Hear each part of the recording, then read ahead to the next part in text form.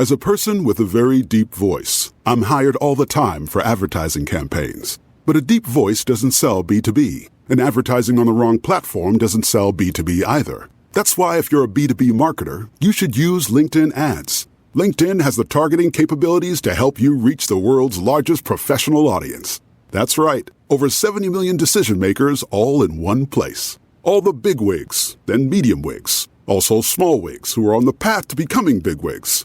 Okay, that's enough about wigs. LinkedIn ads allows you to focus on getting your B2B message to the right people. So, does that mean you should use ads on LinkedIn instead of hiring me, the man with the deepest voice in the world? Yes. Yes, it does. Get started today and see why LinkedIn is the place to be to be. We'll even give you a $100 credit on your next campaign. Go to linkedin.com/results to claim your credit. That's linkedin.com/results. Terms and conditions apply. Fargo, the new virtual assistant from Wells Fargo, makes banking faster and easier. Like this. Fargo, what's my checking account routing number? And this. Fargo, turn off my debit card. And this. Fargo, what did I spend on groceries last month? And that's just the beginning. Do you, Fargo? You can. In the Wells Fargo mobile app. Learn more at wellsfargo.com/getfargo. Terms and conditions apply. Your mobile carrier's availability and message and data rates may apply. Wells Fargo Bank, N.A., member FDIC. Welcome to Orioles on the Verge. This is Zach Spedden, joined as always by Bob Phelan and Nick Stevens. And we're going to get into some news out of spring training on tonight's episode, including some injuries that could have an effect on the roster, especially with the Orioles pitching staff. But first, we're going to start out by welcoming some new members of our Patreon community. And with that, I'll turn it over to Bob. Yeah, one of my favorite parts of the show is just being able to shout these guys out, these people out, that are supporting us, help us do what we do. So thank you for becoming patrons, Justin Florian, Stephen Perry, and Jamie Jeffries. Really appreciate it. And as a reminder, you can become a paying member of our Patreon community for as little as $3 a month. Right now, we are in the final stages of our top 50 prospects countdown, so you won't want to miss that. And remember, patrons have that first through exclusive bonus daily episodes. We'll get into now the news that broke in Orioles spring training last week. And although it was not a recent development, it was recent to the public as Mike Elias revealed some injuries to the Orioles starting rotation. The biggest of which was to Kyle Braddis. Braddis, who many were penciling into the Orioles' number 2 starter this season after a breakout 2023, is dealing with a UCL sprain right now in his right elbow. He did begin a light throwing session last week, but all indications are that he will begin the season on the IL. For now, the Orioles are not counting on Tommy John surgery, at least publicly for Braddis, who appears that he's going to try to work his way back and get on the mound at some point this year. John Means, meanwhile, is behind schedule in ramping up. We did know that Means had a little bit of an injury concern that kept him off the playoff roster last year. That did appear to affect his offseason program, and although there appears to be some hope that we could see him starting in April, he is likely to begin the year on the IL as well. So the Orioles down their number 2, and depending on which projections you looked at, number 4 or number 5 starters out of the gate. That's likely to have an effect on the bullpen because 2 guys who were slotted into relief roles in Tyler Wells and Cole Irvin now seem to be the odds-on favorite to take the rotation spots left behind by Braddis and Means injuries. Of course, there could be other options, and that's what we're going to dive into tonight. Nick, I'm going to start with you because you told us last week when this news broke that you were unusually down. How are you feeling now that we're a week removed from this news coming out? I guess a little bit better, but yeah, that was a real gut punch just because you get all the photos of guys arriving the day before, and then first day of workouts come, and then it's like, bam, Basayo's injured, Means is delayed, Gunner's injured, and then the hammer, you've got Kyle Bradish and UCL in the same sentence, and that like it stunned me. I think I texted you guys and said I'm dead inside. Like you expect to hear the things that are bothering guys, things that crept up in the offseason, like that's first day of stuff, right? You send Michael Elias goes out there and takes the bullet there and reads off the injured list. But like we as fans had no idea. And it's you got the first day camp stuff, but we're also just riding this high of this organization just traded for that ace that we've all been demanding for in Corbin Burns. And I know, like, some people say, hey, Orioles didn't even have to give up much to get Corbin Burns. Like, yeah, they did. They gave up a lot to get Corbin Burns for potentially just 1 year of Corbin Burns.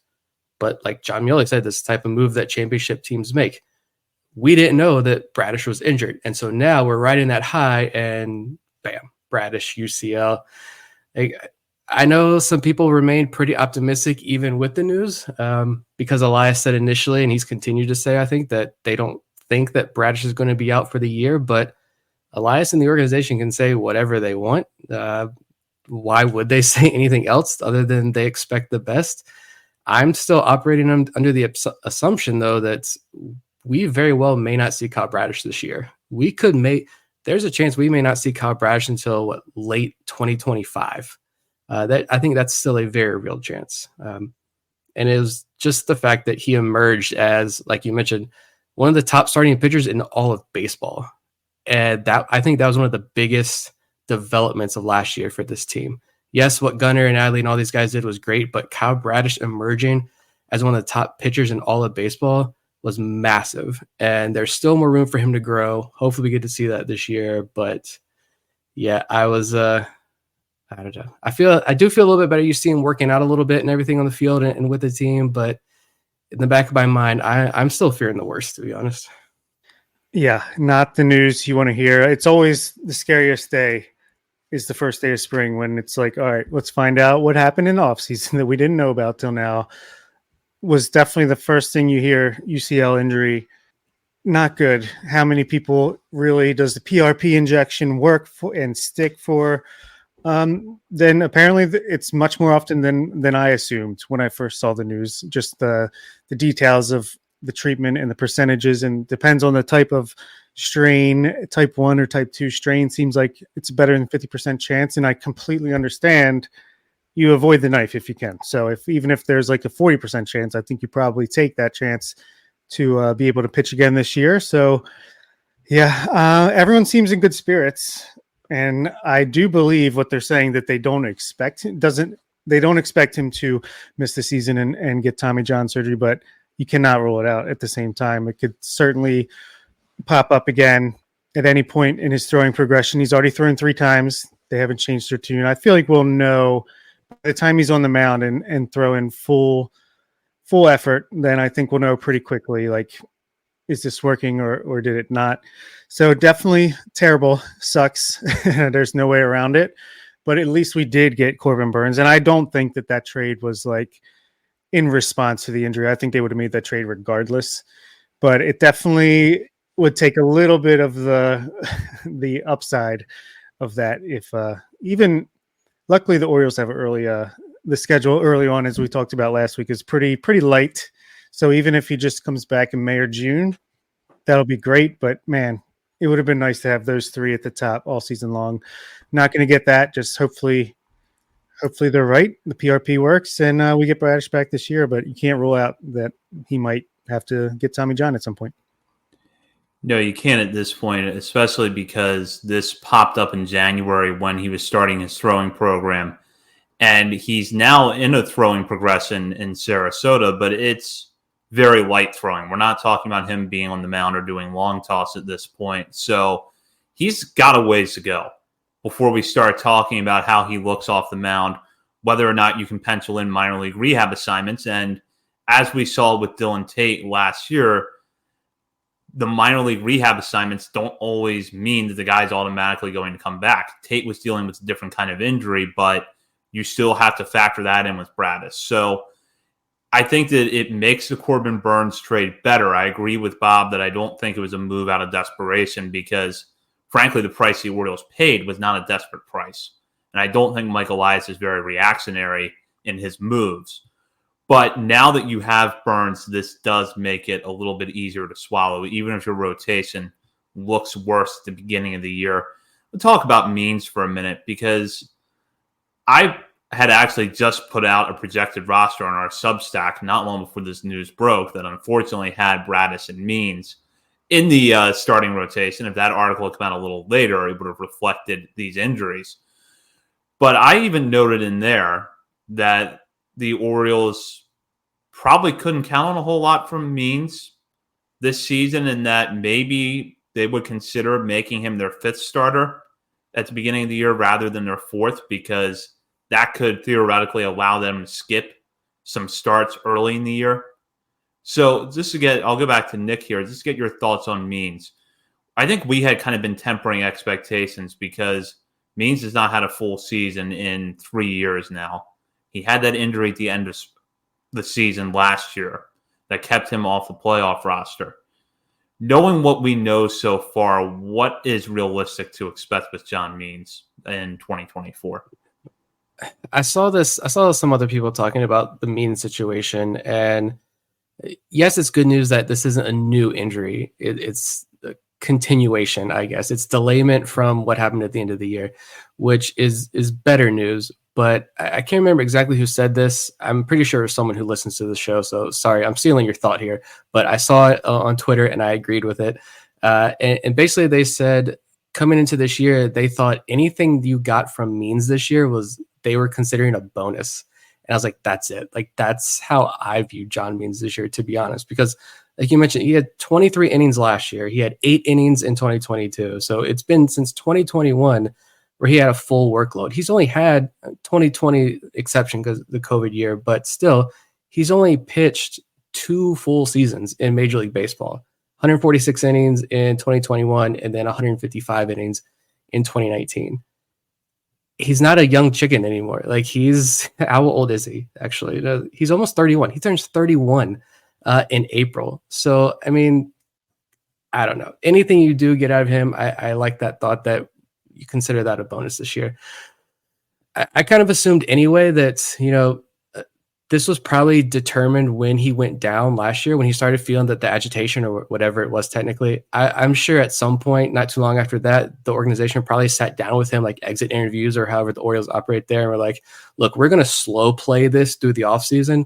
And it was probably established months ago that he could potentially start the year on the IL because they prefer to have John Means ready for the end of season, ready for the playoffs, because he hasn't pitched so many innings in a very long time. You can't expect this 31-year-old guy who's still relatively fresh off Tommy John surgery now to come out and pitch 160, 170 innings and pitch into late October, hopefully even into November. So skipping starts, like Zach mentioned, maybe even predetermined, we're going to slow play this and start you on the IL and you'll come back a month into the year. That way, hopefully you do stay fresh for the end of the year. But it all comes back to that. I'm not too concerned about the John Means. It's just when you add the Bradish thing on top of it, it's just kind of like an extra, that gut punch is a little extra harder. But I kind of assumed something like this was probably going to happen with Means this year. Yeah, and that's it, right? When I first heard the news, I'm like, are you kidding me? Another injury after he just got a setback in September? And then once you hear the more details, it makes a lot more sense where it's like, yeah, like you said, this is almost like slow playing him on purpose so that if you don't want him fading out late in the season like a Tyler Wells, no offense, Tyler, did last year, you want him to be able to, maybe he starts a month late, even if it's just a couple weeks. Hopefully that's enough to keep him fresh down the stretch run into the playoffs if you need him, even at that point, if you need to move him into the bullpen. But yeah, again, it's not ideal, but I think, what did we say, like 120 innings maybe for him? So if this is the way they got to do it, then it makes a lot of sense. It just compacted with the Bradish news, made it that much worse. If Bradish was fine and this was the Means news, it'd be like, okay, Cole Irvin can step in and make a handful of starts until Means is fully ready. But now it's like your depth is, we have decent depth, thank goodness, but it's running at full capacity, I'd say, at this point. Well, let's use that as a segue, because right now the odds-on favorite, given their track records, to take these rotation spots have to be Tyler Wells and Cole Irvin. You add a right-hander and conveniently another left-hander to replace John Means. That would also open up a couple of spots in the bullpen. At the same time, though, the remaining pitching market in free agency, there's an unusually long list of pitchers out there at this point as we're approaching late February.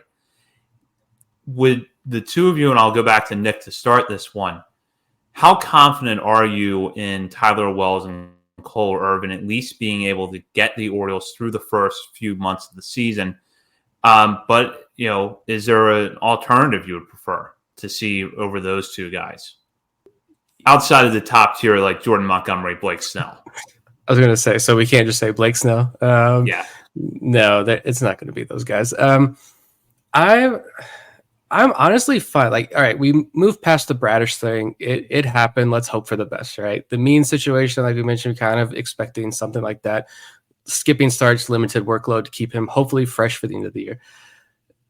Moving forward, though, honestly, in sitting here thinking about it, I still feel fine with this rotation. I still feel fine with the bullpen. We're probably going to throw out a lot of names here over the next 20, 30 minutes, but like I do think Tyler Wells and Cole Irvin, I wouldn't say they're locks, but do have the inside track. I'm going to go on a limb too and say when Andy Costco was on last week fighting for Tyler Wells, he wasn't anticipating Tyler Wells getting into the rotation this way. But I think the conversation about Tyler Wells has never been like he's not good enough to start. And I know we've gotten some comments. I think there's like comment on YouTube or something, a couple on Twitter. I know we got, and questions, not like people like, what are you guys talking about? Not the trolls, but like genuine questions from people like, why aren't more people like talking like Andy did last week about Tyler Wells and his ability to be a starter? Everyone's just assuming he's going to be in the bullpen. Well, I think no one ever was slotting him into the bullpen because he's not good enough to be a starter. It was just that fatigue. It was just hitting the wall for the last 2 years. So I'm confident in Wells being moved in. And Irvin, I actually pulled his numbers again. I think I would consider Tyler Wells as close to a lock as possible now. And I think it's Irvin's job to lose. But when you look at the way he ended last year, 33 innings pitched, 2.43 ERA, a .87 whip. He had a 3% walk rate over the final 2 months of the season. Hopefully he unlocks something there. If so, fantastic. He doesn't have to be that great, obviously, for 2-3 months in the rotation until hopefully Bradish comes back. But I think if Means is back in a month or so and Bradish can come back middle of the season, Bob mentioned the schedule. I'm not going to say it's an easy schedule, but it is favorable to the Orioles the first month or two. I think you can roll with this and be perfectly fine and set up for a pretty strong push to the playoffs by the end of the year. As a person with a very deep voice, I'm hired all the time for advertising campaigns. But a deep voice doesn't sell B2B, and advertising on the wrong platform doesn't sell B2B either. That's why if you're a B2B marketer, you should use LinkedIn ads. LinkedIn has the targeting capabilities to help you reach the world's largest professional audience. That's right, over 70 million decision makers all in one place. All the big wigs, then medium wigs, also small wigs who are on the path to becoming big wigs. Okay, that's enough about wigs. LinkedIn ads allows you to focus on getting your B2B message to the right people. So, does that mean you should use ads on LinkedIn instead of hiring me, the man with the deepest voice in the world? Yes. Yes, it does. Get started today and see why LinkedIn is the place to be to be. We'll even give you a $100 credit on your next campaign. Go to linkedin.com/results to claim your credit. That's linkedin.com/results. Terms and conditions apply. Yeah, I think I wouldn't say guaranteed or locked in because I do think, the Orioles could go out and sign a Michael Lorenzen type just to fit in the rotation in the beginning of the season, shift easily into a relief role once everybody's healthy, knock on wood, if everyone gets healthy, no more injuries. Or they could even still trade for a Dylan Cease, Jesus Luzardo. I think that's not out of the realm of possibility. I think the odds aren't great, probably more closer to the trade deadline if something like that was going to happen. But, it could be the case. So that's why I'd put like 90% chance it's going to be Irvin and Wells in the last few spots of the rotation. And like Nick said, I think there's nothing wrong with that whatsoever. If you take away Irvin's like early season stint where he was getting shelled a little bit early on last season, once he came back, I felt like he was fine. Like he was pretty good, and I think he's reliable. He can give you the innings. He's not going to walk a ton of batters. Just let him do his thing at the back end of the rotation, and I think this offense and bullpen can have his back enough to easily be able to have him fill the void until Means is back or hopefully Bradish is back. And then, yeah, Tyler Wells, especially in the first half, I'm not worried at all. I mean, we know what he can do in the first half of a season while he's got all of his juice flowing. So, yeah, I don't know. I think, like I was saying last week with Andy and Danielle on here, maybe you design it in a way where, hey, Tyler Wells, you're a starter till the All-Star break, and then we'll see where we stand. And if Bradish is healthy, Means is back, everything's looking good. We trade for a pitcher, what have you. We want you to just go into that bullpen and dial it up like you did when you came back at the end of last year, and see what you can do from there. So, yeah, not too worried, especially in the regular season. I mean, the Orioles won 101 games last year with a worse rotation than they have right now, even with Bradish and Means out, I would say. So, regular season, it's going to be fine. You can survive. Other ways to win games. Get everyone healthy, or at least get your starting rotation lined up for the playoffs. I want Burns, Bradish, Rodriguez, top three when the playoffs roll around. That's the dream. And if Bradish is out, you're getting someone at the trade deadline. It's got to be someone pretty decent too. So that's where the worry starts to kick in if these injuries drag on or if there's new ones that pop up. Well, and the Orioles still have the depth to go out and get rotation help now. Who knows? There could be some other need that we're not anticipating right now that is equally pressing at the trade deadline. So let's see how things play out. But, Nick, to go back to your point about Irvin, one thing that jumps out at me is that for as bad as he was in the first month of the season, he still ended the year with improved strikeout numbers over what he had done in his best years in Oakland. And when you look through his game log, you're going to see a lot of 2-inning relief outings, especially late in the year. But you go back to August and early September, when the Orioles were using a 6-man rotation after the Jack Flaherty trade, Irvin put together some good starts for them. And if the threshold of success for Cole Irvin is 5 to 6 innings, 3 runs allowed every 5 days, I think that's perfectly reasonable and is at least going to keep you in games. Is it as good as what we were hoping for from Kyle Bradish? Absolutely not. It's probably not as good as John Means on his best day, but it's still workable, especially with the talent you have elsewhere on this roster. Yeah, he had a couple of these starts here, like Seattle and Oakland on the road. These are actually great starts, 5 innings apiece, 1 combined run, 2 walks, 9 strikeouts. But then he had these starts against Colorado and then Arizona. 6 innings, 6 hits, 4 runs, 1 walk, 5 strikeouts against Colorado. 5 2/3, 8 hits, 4 runs, 1 walk, 4 strikeouts against Arizona. Like if that's around the kind of start you're going to get from Cole Irvin every 5-6 days or so as your number 5, I like this bullpen enough, like you mentioned, to have his back. I really do. Even though DL Hall is gone, who I had in the bullpen, even though Wells and Irvin are now in the rotation, I do still really like this bullpen. There are still some major question marks, but I do still think that there are some guys here that will be able to kind of pick up where he left off and keep guys in the game. And this offense is going to score runs. I do feel confident about that. Some of these guys are older, more mature now. We've seen this offense go streaky, but at the same time, like you can live with those kind of game logs from Cole Irvin as your number 5 for hopefully, even if it's just a month until John Means comes back. And like I said, it's not a new injury with John Means, so I'm not too concerned there, where we can then bump Irvin down to the bullpen. And now he can do, like he finished 2 2/3, no earned runs against Boston, 2 shutout against St. Louis, 2 more shutout against Boston. We can get that Cole Irvin for the rest of the season. I'll take it. I'll take it every single day, because the alternative is way, way worse. That's livable. That's doable. That will help get you to the playoffs. Yeah, ideally, he's that multi-inning reliever, swingman, spot starter when you need someone. Perfect role for Irvin. But I did pull up like his first 3 starts of the year, first couple weeks in April, gave up 15 runs in 12 2/3, 8 walks in 12 2/3. That's not Cole Irvin. 10.66 ERA, got sent down, came back May 20th. From that point on, when he was in the majors, 3.20 ERA over 64 2/3 innings. 13 walks in 64 in 2/3 innings compared to 8 in 12 and 2/3. Plus, he pitched really well and down in AAA while he was down there too. So I just think even his FIP was a little bit higher, but 4.24 over the rest of his season.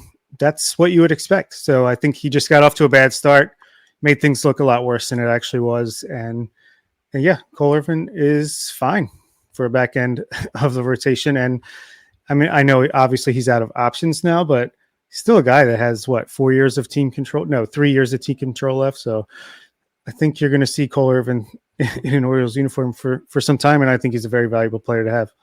Yeah. This to go back to the Dale Hernandez trade, and I've heard, everybody's the baseball podcast are heating up and they're on fire right now, and I love it. But I've heard a few different podcasts, not A's affiliates, not Orioles affiliates, but national podcasts, and they're going to bring up the Dale Hernandez trade for Cole Irvin and talk about how that was a bust and that was a terrible trade for the Orioles. Like, not to relitigate all of that, but when you traded for Cole Irvin, I feel like this is kind of what you were anticipating. I don't think when you traded for him, you saw the multiple years of control. You saw a guy, I'm pretty sure we referenced this when the trade went down. He's a guy who, the ceiling isn't astronomical. You're not going to bring him into the organization and turn him into, a Kyle Bradish, a number 2 or number 3 in this rotation. But this is a guy who clearly the Orioles identified as someone they like, as someone's having traits that they really like. They think they can make the tweaks, make some adjustments, get him in here, and he can be a quality number 5 swingman, long relief guy. It's going to take some time though. And we saw that last year, and this organization made the tweaks, and at least last year it worked. Can he pick up from where he left off last year this year? Hopefully. But I think we're sitting pretty with Cole Irvin there. And I could say we're sitting pretty. Cole Irvin's going to take the ball in a playoff series. We're good to go. But again, just to get us to the playoffs, look at Texas's rotation last year. That team won a World Series. I mean, this team, this roster with Burns and Rodriguez leading the way, hopefully Bradish, I still feel good. Still feel great. Let's pivot now to some prospect news, and this is also injury related. The Orioles revealed last week that Samuel Basallo is dealing with a stress fracture in his right elbow and probably won't catch until late April at the earliest. By that point, he would be about a few weeks into the minor league season, presumably at Double-A Bowie. The good news for now is that the possibility of Basallo making appearances at the plate during spring training has not been ruled out. So if you wanted to see Basallo in a spring training game with the Orioles as a non-roster invitee in the coming weeks, all hope is not lost. It's probably just going to be as a DH as he deals with this throwing issue. Bob, I'll start with you. This is a setback, but perhaps in the grand scheme of things, not a major one. What are your thoughts? My first reaction was you have got to be, we're a kid-friendly podcast, kidding me, because I'm no way. We just lost one of the best prospects in baseball for the year. When all I heard was broken elbow, basically. And I was oh no. But I really think it's almost nothing at this point because it sounded like it happened in November. So he's pretty close to recovered from it. Obviously, they're going to be very careful. He's still taking batting practice. He's still hitting bombs. I think you saw there was some video where he was just crushing the ball in a cage. And I was all right, it's fine. If they're still going to run him out there, if they're still having him on the field, hitting batting practice and stuff, not worried.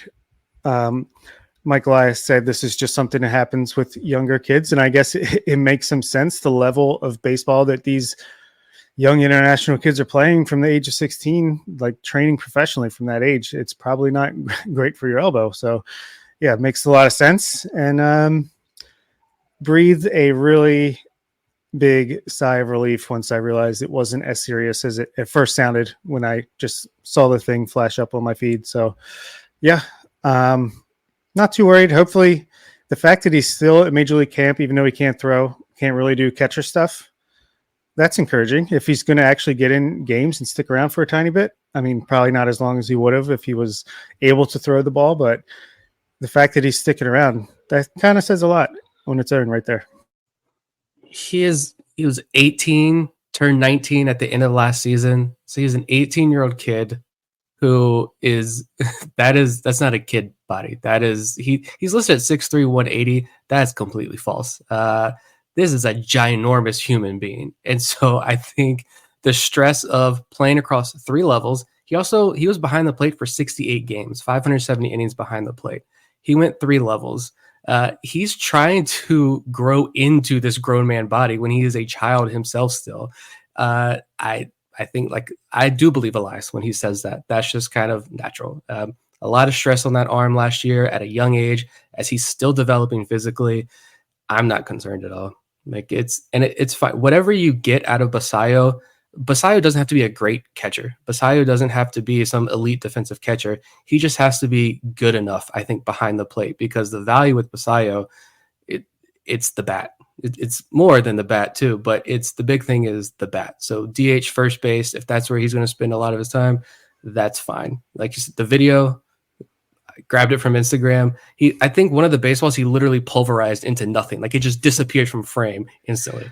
The elbow's fine. He's going to be hitting home runs at Prince George's Stadium in a month, 2 months, whatever it is, and all will be good. Yeah.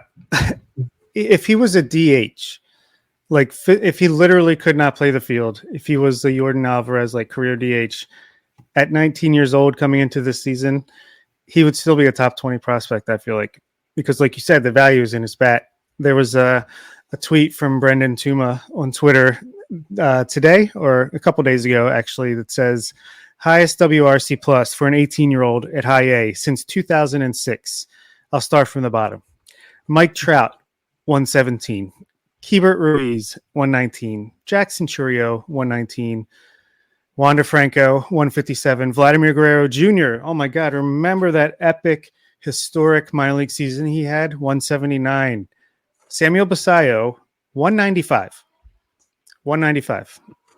And he got to Double-A and batted like 571 there over 12 at-bats or something like that. So, yeah, he's special. And the bat is special. He could literally be one-armed, and I think he'd still be a pretty valuable guy. Yeah, in long term, this is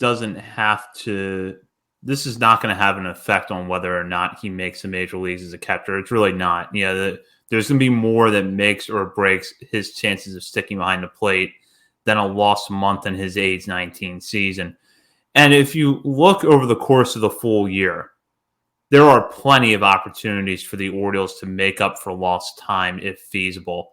They could send him to Norfolk at the end of the season. Their season runs a few weeks longer. There are some extra opportunities to catch. There will probably be some sort of postseason work, whether that's in Sarasota or the Arizona Fall League. You also have this new academy in Dominican Republic where Basayo could work out in the offseason. And with good drill work, could not lose any progress on his development behind the plate. So if anyone's thinking that far ahead, realize that these few weeks are not going to change. It's not going to be what changes anything. Something else will affect whether or not Basayo sticks behind the plate, but it won't be this. I don't even think this damages his chances to make it to the major leagues at the end of the season because he's not going to be the backup catcher if he were to come up in September or even just like sneak onto the postseason roster somehow or come up in September like a Heston Kjerstad had last year. If that's the case, it's for his bat. It's not for his glove or his arm at that point. So I'm still clinging to pipe dreams over here. Yeah, I'm never going to a minor league game this year to go watch Samuel Basayo catch. Like, just not happening. I never will. Never have, never will. I'm not going to go to an Orioles game when hopefully he's in an Orioles uniform. I'm not going to go to watch him work behind the plate. I'm going to go to watch him hit the warehouse. That's what I'm going to see Samuel Basayo for. So, yeah, that injury, it was like, oh, that's a bummer. But once it took like 30 seconds and I was good there. Zero concerns whatsoever. Well, in our episode later this week, we're going to take a little bit of a broader look at the fallout from some of these injuries, but also some other developments out of spring training as we have our spring training predictions episode. You won't want to miss that. In the meantime, you can follow us on our many social media channels, including Facebook, X, Threads, Instagram, TikTok, YouTube. You can also find us on Patreon and at Substack at oriolesontheverge.substack.com. Nick has started to ramp up our draft coverage, and it's something that we'll probably dive into here on the show in a few weeks. But for now, if you want to check that out, subscribe to our Substack or become a paying member of our Patreon community, and we will add you to that mailing list. For Bob Phelan and Nick Stevens, this is Zach Spedden, and you've been listening to Orioles on the Verge, part of the Believe Podcast Network.